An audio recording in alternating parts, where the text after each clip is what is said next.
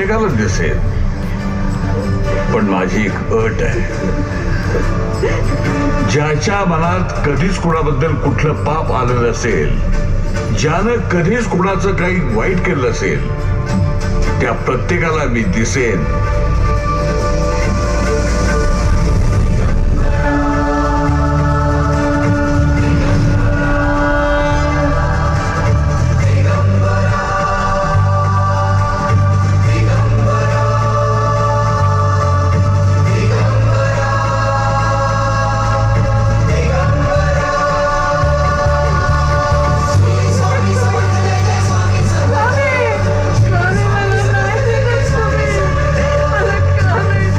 संगे तुलाही नाही, कारण मला हरवण्याच्या नादात का होईना कोणाच्या तरी आत्महत्येची तू वाट पाहिलीस.